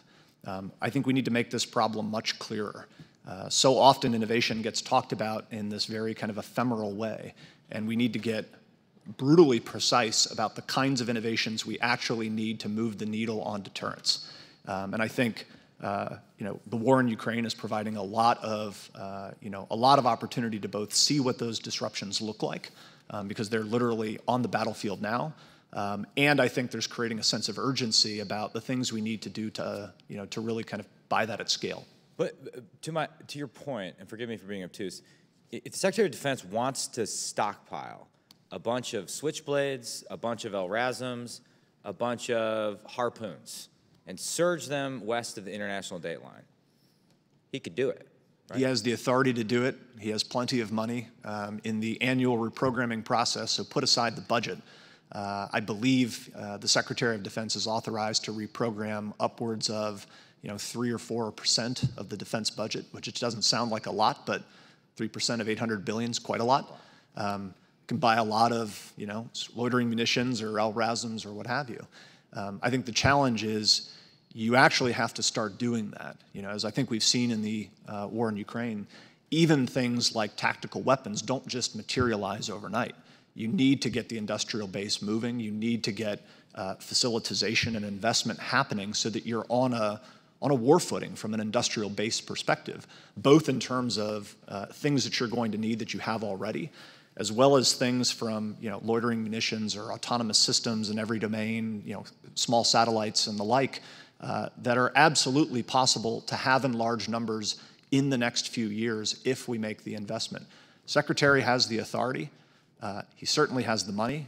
Congress does as well. It's a question of saying— Technology exists. It's not— Yeah, again, we're not talking about cloaking devices here. We're talking about things that are literally being used on the battlefield in Ukraine, or things that could be rapidly matured to meet different operational needs on a quick timeline. I think we need to get, Admiral Montgomery kind of hit this well. We need to dispense with the idea the kinds of things that we're talking about take 15 years to get through the development process. Again, we're not talking about a nuclear submarine here. We're talking about things that should be viewed as essentially consumable items. We're going to buy them in large numbers. We're going to use them or consume them in a period of 18, 24 months. And then we're going to buy new, better versions of them. And I would say that a crazy thing happens in a capitalist society when you buy new things often. More people want to build them. The technology gets better. I guess what this is making me think is maybe we don't have a structural problem or authorities problem. We have a sort of a cultural problem in DoD, in the acquisition sort of workforce. We'll have to come back to that because I'm out of time, and I have to abide by my own commandments. Mr. Ryan is recognized for 5 minutes. Thank you, Mr. Chair. Appreciate the bonus round here, and thank you again to our witnesses. I want to build, Mr. Singer, on something you said in your last answer about personnel reform. And going back, I'd kind of asked us to think about the cyber force, specifically broadening beyond just sort of our kind of conventional sense of talent development. How do we look across the country more creatively? Looking at earlier STEM education and ideas like that. Are there any lessons, again, from history that you've seen that in other conflicts that we could apply to think about really broadening that base of cyber talent across the country? Thank you. I think a couple of tangible things that we could do beyond the obvious issues that America has within STEM education. The first is we could create a version of a cyber reserve or a cyber auxiliary, where there is a gap between what the private sector is able to provide and what the formal National Guard and Reserve is. What we're talking about here is something modeled roughly after the Civil Air Patrol, or the Coast Guard Auxiliary, successful models in the air domain and in the maritime domain. We don't have a version of that for the cyber domain, where it's both able to aid in education, draw kids in, but also serve as an auxiliary at points of crisis. We did a report at New America about this, and its rough costs would be approximately $25 million for something that one major cyber incident, if it stops, would pay for itself. The second within the military is that we still have a problem of basically drawing people into cyber forces, and actually hit some of the things that the Admiral spoke about. When you go to the academies, their top talent, including people with incredible digital expertise, and then you ask them, what are you going to go into? It's very rarely, oh, I'm going to go into 10th Fleet, or I'm going to go into Cyber National Mission Force, et cetera, even though that's arguably the most active part of the U.S. military right now in its day-to-day contestation with our foes. So there's kind of a issue of, and a longer conversation of how to get the best talent within the military to want to join cyber organizations. Please, yes. I'll jump in on that, and I'll differentiate one thing. At West Point, the Army Cyber Institute actually is leading, and I go up there every year.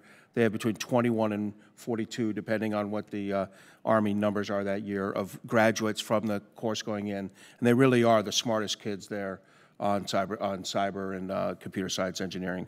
The other services aren't near as strong. The Naval Academy is abysmal in this, historically taking about 4 students into it.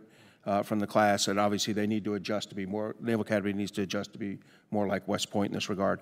I'll give you one other one, the Scholarship for Service program inside the government, something, non-humbly, I'll say I created 23 years ago. It has about 500 graduates a year right now going into federal service. It's at 92 universities and colleges. We need to expand that to about 1,000 graduates a year. It's modeled on ROTC, the way I was commissioned, and it pays for room, board, and tuition. So I would definitely continue to fund that. And there's a DoD version of it called Cybersecurity Scholarship Program that uniquely gives 100 students a year to the Department of Defense, and I would expand that, as I look forward to these things. Thank you. I apologize, Mr. Burrows. I just want to bring up one other quick point. And hearing West Point beating Navy just warms my heart, so thank you for saying that on the record. Mr. Singer, I know we don't have time, but can you point me towards the direction of any writing or thinking on sort of your idea of fiction intel around ChatGPT specifically and some of the newer, I know I sound like a Luddite, but I mean, seeing it myself now is just really almost paralyzing to think about the implications. Anything that you've written or others that you could point us towards on that? There's one scenario that we did looking at potential Chinese use of it. Happy to engage with you further, but more broadly, that's the only one that I'm aware of, and it points to a larger agenda that if we think this is a key new technology area, let's game out, let's envision what is both our potential use of it, but also adversary potential use of it, so it doesn't hit what both Mr. Brose, but also the 9/11 Commission described as a failure of imagination. Yeah. It's easy to solve that failure of imagination. Thank you. I yield back. Gentleman's time has expired. Mr. Khanna.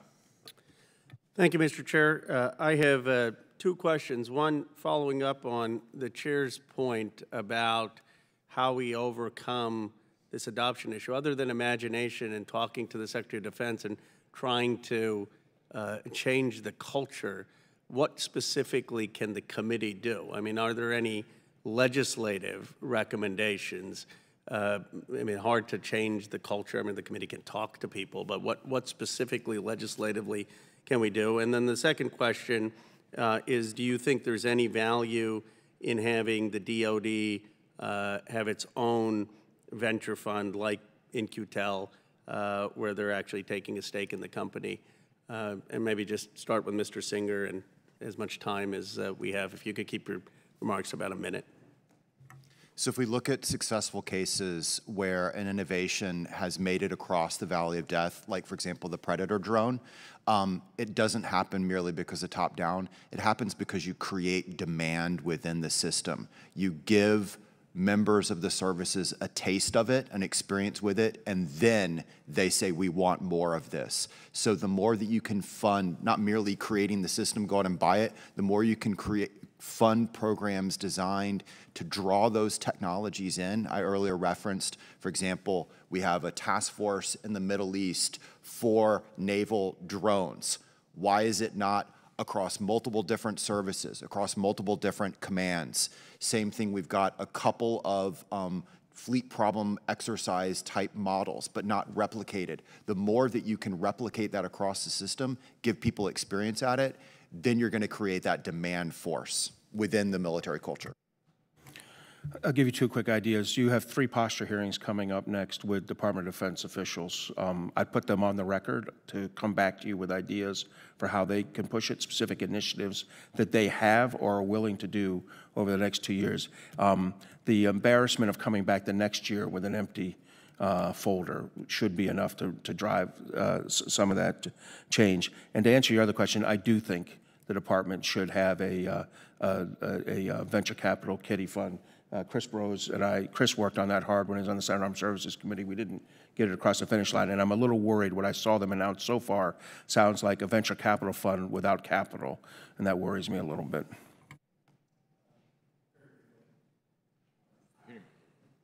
Sorry.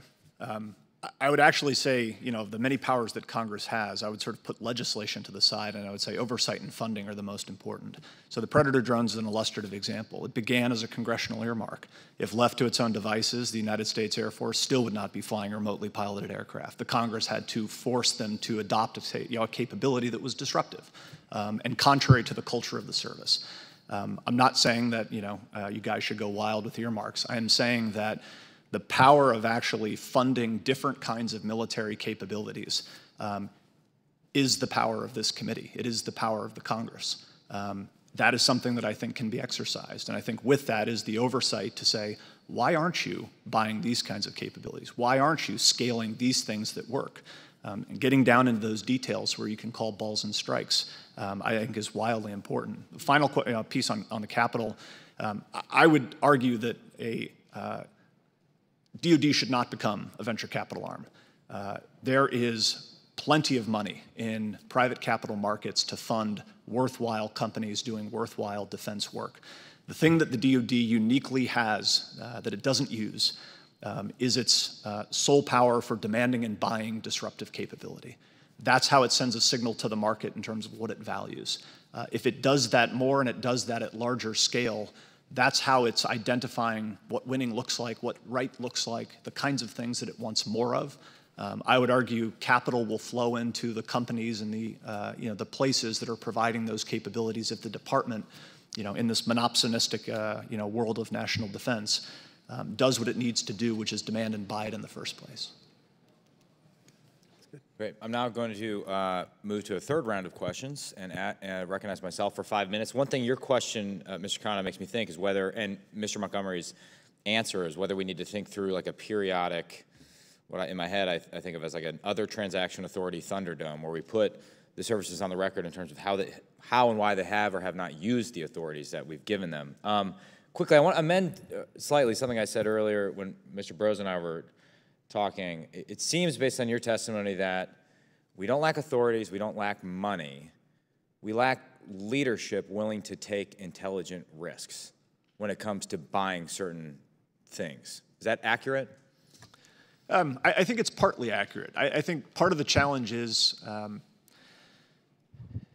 integration doesn't just happen at the Department of Defense. Yeah. We have this incredibly fragmented accountability from requirements, definition, programming and budgeting, acquiring. That integration sort of resides at the senior leadership level. I think the challenge is not simply that those people are unwilling to take risk. I actually think they're incredibly willing to take risk. And in my conversations with all of you and other members of the Congress, I think there's an enormous appetite to take risk. The challenge is, how do we identify the right risks to take? How is timely information being surfaced such that whether it's the Secretary of Defense or a member of Congress can say, I will bear the risk and be accountable for doing something that, if left to its own devices, the bureaucracy is not incentivized to do and deems too risk-worthy. That, I think, is the real challenge here, which is the ability to gain, kind of an appropriate signal or information of what is working, what innovations are, promising, what capabilities are there, or companies that are doing good work, and pull those up to real scale with the authority that the Congress and the senior leadership of the department have. Mr. Admiral Montgomery, so let's say the Secretary of Defense comes to you and says, hey, you've persuaded me on this LRASM issue, long-range anti-ship missile. I violated commandment number 3, I'm sorry. How do you fix it? Well, the good news is the very first step was taken by the Congress in the last National Defense Authorization Act. You added in extra money to specific targeted defense industrial base companies to increase their ability to produce more weapons. In other words, what had happened with LRASM was it appropriated? It was, yes, it was appropriated. That's one of the only things that you did in this area that was appropriated. And so what we now have to do is increase, the companies have to put in their money too. And so what we need to do is get like the maximum production capability of LRASM, to use the acronym, up to about 250 a year, so we can have this problem solved within 5 years. You'll then have to ramp up production there, so you'll have to put money into the procurement of it. And as I mentioned, you need to then kick the Air Force and the Navy in the backside to get the B-52 and the P-8 ready to launch the weapons, because once you have more of these weapons, you need to have more launch vehicles for them. So that's a 3-step process. The Congress took the first step. We'll see on March 9th whether the department took the second step and increased actual LRASM production. Well, Mr. Brose, maybe you can answer this. I know you want to say something. What about, I mean, the stuff in the weapon, the energetics? Do we have an opportunity? I mean, we're using technology that was made in 1941. The Chinese are using our technology that was made in 1984, CL-20, which has like 30% more penetrating power, longer range. Can we leverage that to take a quantum leap in certain weapon systems? Yeah, I think everything that we're saying about the long-range anti-ship missile is true of many of our other critical munitions, all of which we're going to need more of, to say nothing of future things we could develop. The only thing I would add is we have to do this as a function of time. It's not enough to buy more in 1 year, because the signal to industry is that if you're not going to continue to do this, the maker of that particular weapon doesn't feel the incentive to put a bunch of capital at risk to build more facilities, hire more workers, if the fear is that next year the government is going to change its mind. So I know there's a debate about multi-year procurement for weapons and other strategic capabilities.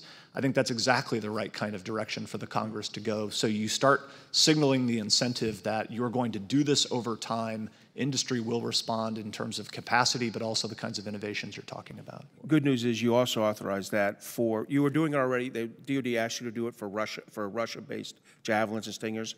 The Congress actually added in LRASM, SM-6, and others into the last National Defense Authorization Act. So it's authorized. We'll see if the department takes advantage of it in the fiscal year 24 budget. There's no debate that we need multi-year authority for procuring munitions. It's just there are certain people that don't like that. Mr. Khanna, I'm really sorry. I have to ask one more question. Please. So I'm going to entertain a fourth round. You can have my time for the third round. You're a good man. You're a good man. You can open the present while I'm asking you if you'd like. Your wife's going to like it. That's true. We should have invited her. I'm sure this is exactly how she wants to spend her birthday, right? Mr. Singer, I really enjoyed your testimony and the way in which you teased us out through a fictional futuristic scenario that's told from the perspective of a PLA general, right? In doing that and going through that thought process, how would you describe the PLA's critical vulnerability? What do you think its true weak points are? Because one of the big questions we have is can they fight? I mean, they look tough on paper, but until you actually fight, it's hard to know whether you can fight, and they haven't fought a war in a long time. So I'm just curious what you learned in doing this exercise. Thank you. And this actually reflects not just that exercise, but I help run a series that may be of benefit to you in this committee and the other called the China Intelligence, which pulls open source intelligence on Chinese military technology and personnel issues. So a couple of issues that they have problems with, and they know that they have problems with. One is, as we've talked about, is the personnel issue. They have a particular issue at recruiting from their highly educated and retaining. And it's not just at the NCO Corps part, which they lack, but it's also at the officer side. A second issue that they have is by the very nature of their political system, highly centralized. And it's not yet clear whether that's the best model for AI and utilizing it across networks. And we could have a longer discussion. That's what I was talking about. And one of the things that you can bureaucratically, help push for bureaucratically is a federated data, it's called a data mesh model for the Pentagon, which is what the CDAO is working on. They probably could not do that within their system because it relies on trusting different parts to act. Another key problem for them is politicization of their military. It is not a national military. It's a party military, CCP. And so that has created different kind of tribe, so to speak, within their system of who's beholden to which political leader and the like. That's also why they've had sort of a recent set of purges, corruption purges. So those are some of the vulnerabilities. I think to flip your question is to ask what are advantages, unique advantages that we have, and how can we bolster those? So what is it that a PLA officer would say, gosh, I wish I could have in my system, but I can't implement the way that the Americans can? Would sort of decentralized command, mission tactics be one of our unique advantages? Yes. Yes, and I think, and that applies to both the human side, but also if you're thinking about, with autonomy, that side too. Mr. Montgomery, less than 2 minutes, maybe comment on that, as well as what we need to know about the cyber aspects of a fight over Taiwan. So thanks. First, on the last question, I agree completely with Mr. Singer's comments. And I would just say at PACOM, when I went to sleep at night, the thing I dreamed about was a weapon that would damage Chinese C2 in war, whether it was cyber, space, or kinetic. We've got to optimize those weapons, because if we can take down their command and control system, I think when it comes down to our empowered pilots, ship commanders, non-commissioned officers versus their not empowered pilots, ship drivers, non-commissioned officers, we'd have a big advantage. When I think about Taiwan, I don't think we're ready. In a scenario with China and Taiwan, I don't think we're ready in cyber. And really, the biggest blind spot for us is the cyber resilience of our national critical infrastructure. As I said earlier, the transport, electrical power, water, financial services. I think it's highly likely that at the beginning of a crisis or contingency, the Chinese will begin to conduct cyber malicious activity around the ports of Oakland, the port around Long Beach and Los Angeles, with the train systems that go into them, to send us a strong signal that you're not going to be able to mobilize and sustain the forces like you think you can. I think that they could easily, they have malware already. We admit they have malware in our electrical power systems, our water systems, our transport systems, our nuclear power generation systems.